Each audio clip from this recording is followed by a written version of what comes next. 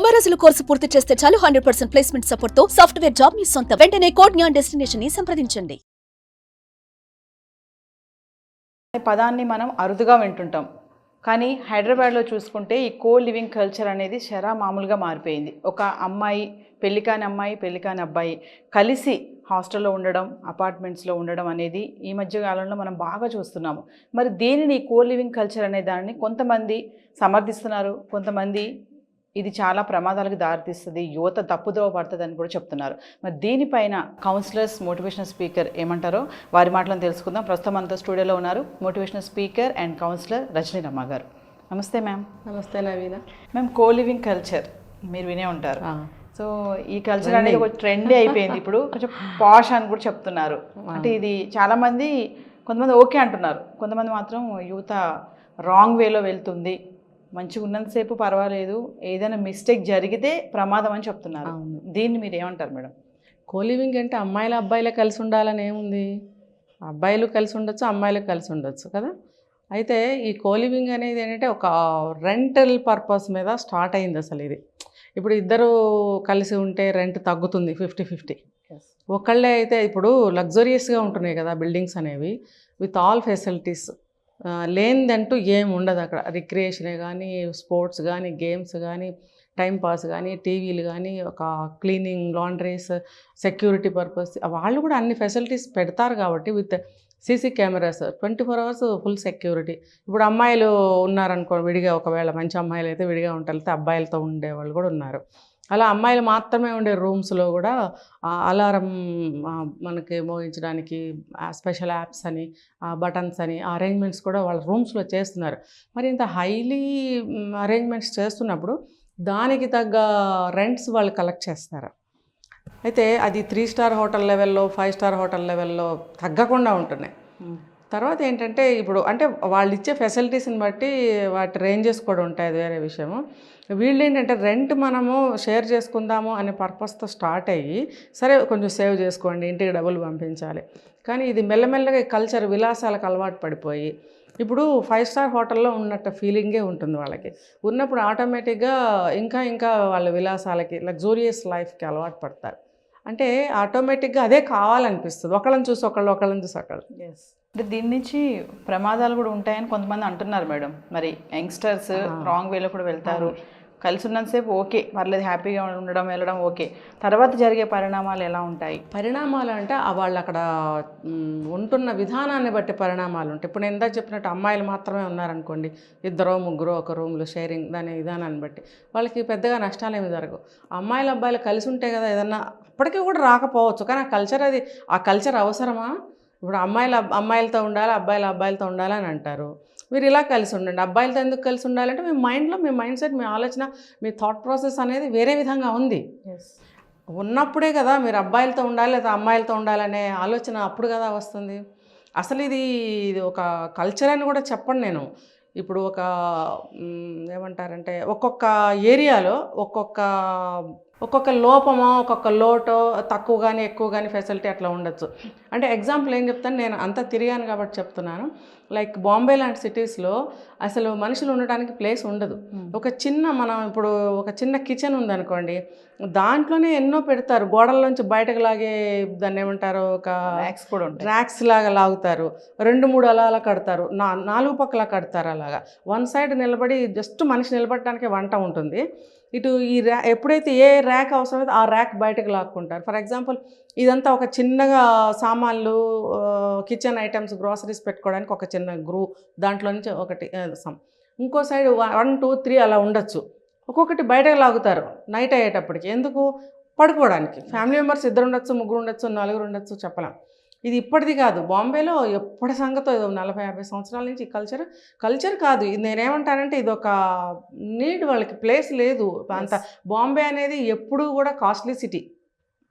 అలాంటప్పుడు వీళ్ళు రెంట్కి ఉండటానికి కానీ, సొంత ఇల్లు కట్టుకోవడానికి కానీ, ఒక పెద్ద ఇల్లు రెంట్కి తీసుకోవడానికి కానీ వీలు లేని పరిస్థితి. ఇప్పుడు అందరూ అంతంత పే చేయలేరు.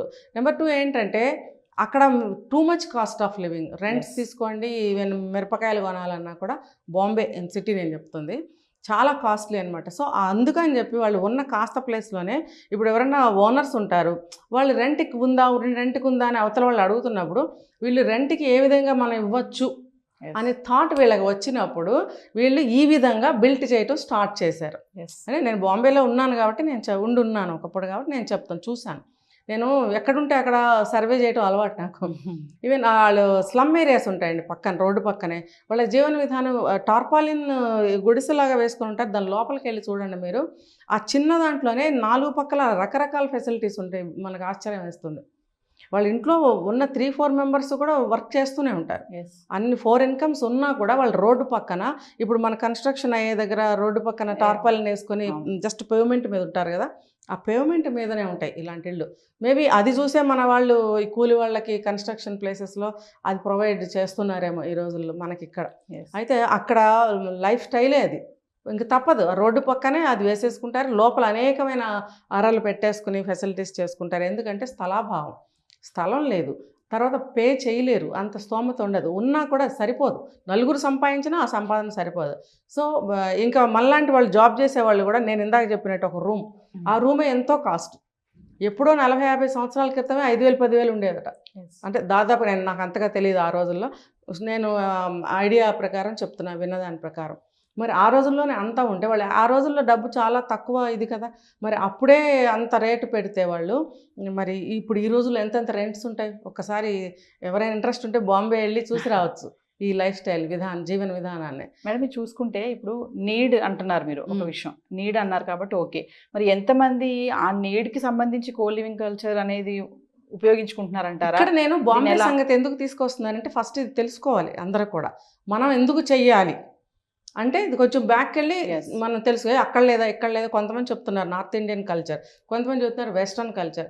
ఓకే, ఎక్కడన్నా అక్కడక్కడ ఉందేమో కానీ నార్త్ ఇండియన్ కల్చర్ అనేది నాకు అక్కడ అలా చూడలేదు. కొన్ని స్పెసిఫిక్, ఇప్పుడు కోల్కతా ఉంది, బాంబే ఉంది, తర్వాత ఇంకా కొన్ని ప్లేసులు ఇలాంటివి ఉంటాయి. ఆ ప్లేసుల్లో అలా ఉన్నారు. ఇల్లు చాలక ఒక చిన్న రూమ్లో 4 పక్కల అరలు కట్టేసి అది బయటకు లాక్కొని పడుకోవటం, అది బయటకు లాక్కొని ఇస్త్రీలు వేసుకోవడం, అలా అనమాట. చిన్న 4 పక్కల కట్టుకుంటారు. ఆ ఉద్దేశం వేరు కదా. ఇప్పుడు మనం ఎందుకు ఉంటున్నాం? సరే ఎగ్జాంపుల్, మనకి ఇది రెంట్ మనకి కలిసి వస్తుందని చెప్పి 2-3 కలిసి ఉంటున్నప్పుడు మీరు ఎంత డబ్బు సేవ్ చేస్తున్నారా? మీరు ఆ డబ్బు, మిగిలిన డబ్బును ఏం చేస్తున్నారో మీకే తెలుసు. ఇప్పుడు ఏమేం పార్టీలకు వెళ్తున్నారో వెళ్ళే వాళ్ళకే తెలుసు. మరి అమ్మ నాన్నలకు డబ్బు పంపిస్తామని చెప్పి అమ్మాయి అయినా సరే అబ్బాయి అయినా సరే మేము ఇక్కడ ఇలాగ షేరింగ్ చేసుకుంటున్నాము. వంట చేసుకోవాలనుకుంటే కూడా ఆ వంట కూడా షేర్ చేసుకుంటాం. లైక్ మన వేరే బయట కంట్రీస్లో మన వాళ్ళు వెళ్తే కనుక షేర్ చేసుకుని వంట చేసుకోవడం, అన్నీ షేర్ ఎలా చేసుకుంటారో మేము కూడా ఇక్కడ ఇలా కష్టపడుతున్నాం, ఇంత మనీ మేము సేవింగ్స్ చూపించడానికి లేకపోతే పెట్టుకోవడానికి అని చెప్పి పేరెంట్స్కి చెప్తారు. వాళ్ళు వచ్చి పాపం చూడరు, ఇవన్నీ నిజమే అనుకుంటారు. అఫ్కోర్స్ వచ్చినప్పుడు నిజంగానే ఆ భావంతో వస్తారు, వచ్చాక వాళ్ళు మార్చబడతారు. ఎందుకంటే దానికి అట్లా టెంప్ట్ అయిపోతారు, అంతే లొంగిపోతారు. అవన్నీ చూస్తారు కదా ఏమేమైతే ఉన్నాయో అవన్నిటికీ వాళ్ళ మనసు ఫిదా అయిపోతుంది. ఇంకా ఇవి అనుభవించలేని జీవితం ఎందుకు అనే థాట్ ప్రాసెస్ వల్ల వాళ్ళు దానికి లొంగుతారు. అంతేగాని అది మన నిస్సహాయ స్థితి, మన దగ్గర డబ్బు లేదు, ఆ పరిస్థితుల్లో బయట స్టేట్స్లో ఉంటున్నారు. మన ఇండియాలో సంగతి, నేను అదర్ కంట్రీస్ గురించి మనకు అనవసరం. మన ఇండియా కల్చర్ మనది, మన కల్చర్ ఏంటి, భారతీయ సంస్కృతి, దీని గురించి మనం మాట్లాడుకుందాం. పక్క స్టేట్స్లో ఉన్నారు అంటే అది తప్పనిసరి పరిస్థితి, అది వాళ్ళకది తప్పనిసరి పరిస్థితి, అవసరం ఉండాలి, వాళ్ళకి డబ్బు చాలదు. ఏదైనా ఇంత కొనుక్కోవాలన్నా బోల్ డబ్బు పెట్టాలి, వాళ్ళు నలుగురు సంపాదించినా సరిపోదు. అలాంటి పరిస్థితుల్లో వాళ్ళు అలా ఉన్నారు. ఇప్పుడు అలాంటి కల్చర్ని తీసుకొచ్చి ఇక్కడ పెట్టేసేసి వీళ్ళందరికీ, ఎవరైతే ఓనర్స్ ఉన్నారో వాళ్ళు బిజినెస్ కదా, ఇప్పుడు వీళ్ళందరూ ఇలా ఎందుకు ఉండాలి, అవసరం లేదు. ఇంకా చెప్పాలంటే ఇప్పుడు ఏదో స్లమ్ ఏరియాలో చెప్పానని కాదు, బాంబేలో బయట కూడా ఇప్పుడు జాబ్ చేస్తున్నారు, వేరే స్టేట్స్ నుంచి వచ్చిన వాళ్ళు ఉండొచ్చు, వాళ్ళు ఉండాలి అని అంటే ఈ యొక్క అలవాటు అనేది మొదలైంది. అక్కడ ఇద్దరిద్దరం కలిసి ఉంటే మనకి బాగుంటుంది కదా, కానీ వాళ్ళందరూ ఈ రకంగా ఉన్నారని మనకు తెలీదు, ఎక్కడా కూడా సాక్ష్యాలు లేవు. ఈ రోజుల్లో అయితే ఏమన్నా మారారేమో కానీ కాస్త ముందు రోజులకి వెళ్తే ఈ అమ్మాయిలు అబ్బాయిలు లివింగ్ రిలేషన్షిప్లో ఉండటము, లేకపోతే కో లివింగ్లో అర్థాలను మార్చేయడం అనేది అప్పట్లో లేదు. ఇప్పుడేమన్నా ఉందేమో, ఒకవేళ ఇప్పుడు ఉన్నా కూడా వాళ్ళ పరిస్థితి అదే, వాళ్ళు అంత ఎక్స్పెండిచర్ పే చేయలేరు. కాబట్టి ఇద్దరిద్దరు ముగ్గురు కలిసి ఉండవలసిందే. ఉన్నప్పుడు ఆటోమేటిక్ అట్రాక్షన్స్ ఉంటాయి, లొంగిపోటాలు ఉంటాయి, ఇష్టాయిష్టాలు ఉంటాయి. అవన్నీ మనకు అనవసరం. మనకు ఆ పరిస్థితి లేనప్పుడు మనం లివింగ్లో ఎందుకు ఉండాలి? ఓకే, లివింగ్ ఉన్నప్పుడు ఆ అవసరమైన వాళ్ళు ఉంటారు. ఇప్పుడు భార్యాభర్తలు వస్తారు బయట నుంచి, కొత్తగా జాబ్కి వస్తారు, పాపం వాళ్ళు ఎక్కువ రెంట్ పెట్టుకోలేరు, ఇద్దరు కలిసి ఉండండి, అక్కడ ఉండండి, తప్పు లేదు కదా. లేదు ఇంకా లవ్లో ఉన్నారు, వాళ్ళు ఏదైనా ఒకళ్ళొకళ్ళు అర్థం చేసుకోవాలి, ఎక్కడ కుదరట్లేదు, సో కలిసి ఉందాము, కలిసి ఉంటున్నారు, ఉండండి అని నేను చెప్పట్లేదు, కలిసి ఉంటున్నారు. ఆ సిచ్యువేషన్స్ వేరు కదా. మరి మిగతా అమ్మాయిలు కానీ మిగతా అబ్బాయిలు కానీ అలా ఎందుకు ఉండాలి? ఇద్దరు మేజర్సే కదా మేడం, ఉంటే ఏంటి? మేజర్సే, కానీ మీకు అవసరం ఉందా? మీకు అవసరం ఉంటే ఉండండి. నేనెవరిని అడ్డుకోవడానికి అది మనకి లేదు కదా హక్కు. వాళ్ళ ఇష్టం. అది మేజర్స్ అయినప్పుడు వాళ్ళకి మంచి చెడ్డ తప్పొప్పులన్నీ వాళ్ళకి తెలుస్తాయి కాబట్టి అది వాళ్ళ ఇష్టం. కానీ మామూలుగా మాట్లాడుకోవాలంటే అమ్మాయిలు అబ్బాయిలు కలిసి ఉండాల్సిన అవసరం ఎప్పుడు ఉంటుంది? ఒకళ్ళ అవసరం ఒకళ్ళకి ఉన్నప్పుడు ఉంటుంది కదా. లేనప్పుడు ఒట్టిగా వెళ్ళి ఎందుకు ఉండాలి? మరి పేరెంట్స్ దీన్ని అబ్జర్వ్ చేస్తున్నారు అంటారు మేడం. మీరు అన్నట్టుగా జాబ్ హోల్డర్స్ వస్తారు, జాబ్ చేయడానికి వస్తారు, వేరే వెళ్తారు ప్లేసెస్కి వెళ్ళి, అక్కడ అమ్మాయి అబ్బాయి ఇలా ఉండడం కోర్ లివింగ్ కల్చర్ అనేది. మరి పేరెంట్స్ అబ్జర్వ్ చేస్తున్నారా? మా అమ్మాయి ఎవరితో ఉంటుంది, ఏ రూమ్లో ఉంటుంది, షేరింగ్ ఎలా ఉంది, అమ్మాయి అమ్మాయితో ఉంటుందా, అబ్బాయితో ఉంటున్నారా అనేది పేరెంట్స్ ఎలా ఉంటున్నారు? జనరల్గా ఏంటంటే ఈ సిటీలోనే ఉన్న వాళ్ళు ఎవరు కూడా అలా ఉండాల్సిన అవసరం ఉండదు. ఊళ్ళ నుంచి వచ్చిన వాళ్ళకే ఇలా ఉండవలసిన అవసరం వస్తుంది. ఊళ్ళ నుంచి వచ్చి ఉన్న వాళ్ళ పేరెంట్స్ పనిగట్టుకుని అంతంత దూరాల నుంచి వచ్చి చూసే అంత ఓపికలు తీరికలు, మళ్ళీ అంత డబ్బు ఖర్చు పెట్టాలి, మా పిల్లలు చదువుకున్నారు, అన్నీ తెలుసు, వాళ్ళు మేనేజ్ చేసుకోగలరు అనే భరోసాతోటి వాళ్ళ పనుల్లో వాళ్ళు ఉంటారండి. మాటిమాటికి వచ్చి చూడాలంటే కుదరదు కదా. కాబట్టి వాళ్ళకి దాదాపుగా 90% తెలియదు. ఎప్పుడైనా ఎవరైనా పేరెంట్స్ వచ్చినప్పుడు ఇలాంటివి కళ్ళబడినప్పుడు వీళ్ళ ద్వారా వాళ్ళకి ఏమన్నా ఫ్రెండ్షిప్ ఉంటే, ఫోన్ నెంబర్స్ ఉంటే చెప్పుకుంటే అలా అలా స్ప్రెడ్ అవుతుంది తప్ప దాదాపుగా తెలియదు. ఒక్కవేళ వాళ్ళు మేము వస్తున్నామమ్మా నిన్ను చూడడానికి, లేదా బాబు వస్తున్నాం అని అన్నప్పుడు వీళ్ళు వెంటనే ఏం చేస్తారు? మార్చేస్తారు. ఈ అమ్మాయిలని ఆ రూమ్లోకి పొమ్మంటారు, ఆ అబ్బాయిలని ఈ రూమ్లో. ఎలా తెలుస్తుంది? గబగబా ఒక అరగంటలో ఉన్నాయన్నీ సర్దేసుకుని ఆ రూమ్లోకి వెళ్ళిపోతారు. ఏం తెలుస్తుంది? వచ్చిన వాళ్ళు కూడా అల్మార్లన్నీ కబోర్డ్స్ ఓపెన్ చేసి చూస్తారా ఏమున్నాయని? చూడరు కదా. చూడాలంటే వాళ్ళకే సంస్కారం అడ్డొస్తుంది, చూడాలని అనిపిస్తుంది ఖచ్చితంగా. వీళ్ళు ఎలా ఉంటున్నారు, వీళ్ళు అలవాట్లు ఏంటి తెలుసుకోవాలనే అసలు వస్తారు. కానీ సంస్కారం అనేది ఒకటి అడ్డం వస్తుంది కదా. ఆ సంస్కారంతో అడగలేకపోతారు, చూడలేకపోతారు, అన్ని ఓపెన్ చేసి చెక్ చేయలేకపోతారు, కానీ నోటితో అడుగుతారు.